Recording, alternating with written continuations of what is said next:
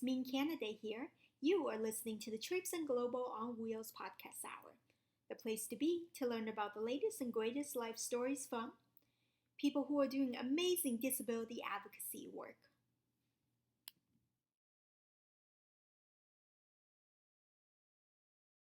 Gibbs, welcome to the Trapes and Global on Wheels podcast hour. Good morning, how are you? Good. So I'm going to read your bio for people who are not as familiar with you. Gibbs is the Director, Media and Communications at People with Disabilities Australia, the National Disability Rights Organization. PWDA is run by and for people with disability, and Elle is a proud disabled person. She is also an award-winning writer focused on disability and other social issues, and spends too much time on Twitter, apparently. And I sure do. You from Washington, D.C. in the United States. And so I was interested in some of the articles that you wrote about regarding tourists and immigrants, by the government. How has the Australian government tried to block people with disabilities from coming to Australia? Give us some examples. And is this still the case today? Yep.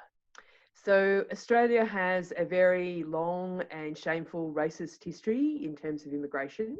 At our very federation, we formed what is called the White Australia policy, which is just a disgrace. So this is not something that comes out of the blue or is new. Australia's white settler kind of community and culture has significant racist backgrounds, firstly against Aboriginal people, including Aboriginal people with disability, who are our First Nations people. But we've had a long-standing barriers for people with disability trying to immigrate to Australia, and that's in every respect. So tourists, everything, skilled visa holders, permanent migration. Australia has decided that we only want able-bodied immigrants to come to Australia. So we have really strict rules, and they're called I think it's the healthcare cost. So basically, the Immigration Department puts an arbitrary figure on what a person coming to Australia might cost our health system or our disability support system in the future, like whether it's real or not, or whether that will ever happen or not.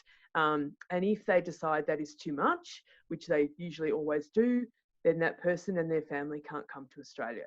And so we've seen some really awful cases where people who have been permanent residents in Australia have children, for example, and if one of those children has disability, their permanent visas are cancelled and they're told they have to leave Australia. And so we've seen families split up. We've seen people, go temporarily outside of Australia for various reasons to visit family and then not allowed back. Tourists not allowed to come and visit.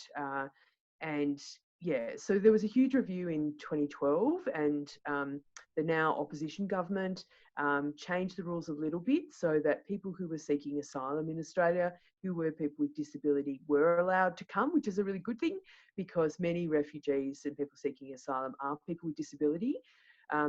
But we haven't seen any wider changes to that. There's started to be a little bit of a shift, but Australia has a really problematic and, in my opinion, racist immigration system, particularly for people who are not rich. So we often have, if you're well off and you can pay a lot of money and come in as a skilled migrant, there's not as many restrictions on you as if you are seeking asylum. So it's a very problematic and I think problematic way to view disability, and Australia is one of the few countries in the world that does this. Mm-hmm. And has the situation, why do you think that is, and has it improved and if not, what kind of actions need to be taken in order for change to occur for this specific matter? Look, I think it's a really interesting question, and it's really connected to our wider conversations in Australia around immigration, which are not always great. Australia has a long history of being racist and finding it very difficult to wrap our heads around the fact that, we are a country of immigrants apart from Aboriginal people. So, Australia's had a long history of being problematic. Australians had problems with people from China in the 1800s. So it's kind of, this is not a new thing. Successive governments of both conservative and so-called progressive flavour have used immigration, in a really problematic way. So we lock up asylum seekers in other countries for indefinite periods of time. And so when people come here looking for help, we put them in prison. And we have done that for a really long time. So our immigration is used as a political weapon, and that includes, and that is by both sides of politics. This is not a go at anyone in particular. This is very much a bipartisan policy. So our equivalent to the Democrats and the Republicans both support these policies, and it's called strong border protection. I mean, honestly. So it's really difficult to see how this stuff would change. I mean, we're certainly supporting our colleagues at the National Ethnic Disability Alliance to very much campaign for these rules to be changed, and they are doing a fantastic job at campaigning and working with the government to overturn both individual cases, but also to change the rules more broadly. Mm-hmm. Okay, thanks. So you wrote in another article that every few months, another disabled person in our immigration system hits the headline after they're deemed to be too much of a burden for the fragile Australian state. Each time the community is outraged, signing petitions and begging the immigration ministers to intervene. Sometimes he does, sometimes the family is forced to leave, but the rules that create these situations remain the same. Secure in their bipartisan support. And so you don't need to be repetitive if you feel like you've already addressed it, but how can we get out of this cyclical cycle, this vicious cyclical cycle? Yeah, I mean, part of the reason I wrote that was to actually look at some of the history around this, that this isn't something that is just, often in Australia, we can get into some very partisan fights about immigration in particular, and people on the progressive side of politics will yell at the other side and say, you're the problem, and same, people on the conservative side of politics will yell at progressives and say, you're the problem. Whereas what I was trying to say is that this is something that, is part of a wider issue. We have a great public health system in Australia. It certainly needs reform.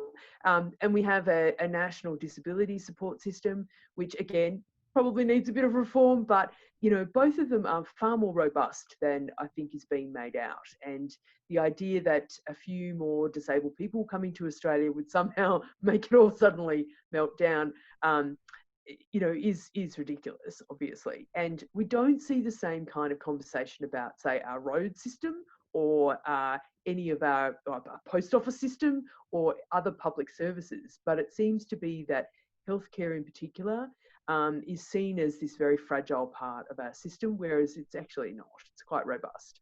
So I think that Australians need to get more serious around, how we talk about immigration in Australia, and, to actually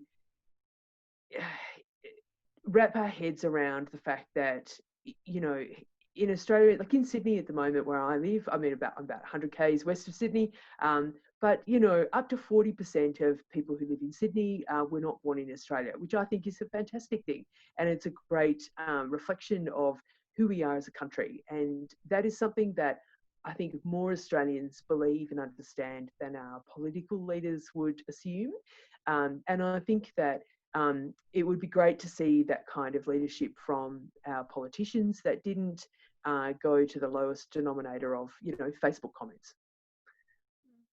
So the next topic is not only important to the disability community, but also everybody, able-bodied, people with disabilities, people who are color, and so it's climate change. So you wrote, climate change is having an impact on everyone, including disabled people, but we are often excluded from discussions about mitigation or adaptation measures, let alone included for our expertise. So my question is, why do you think this is the case, and how can we include more people with disabilities in these climate change discussions?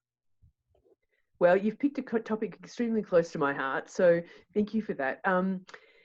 So I'm sure you all saw the terrible bushfires that we had over the summer. I think the world did. So where I live in the Blue Mountains, we had fires to the north and to the south of my town, and they got extremely close.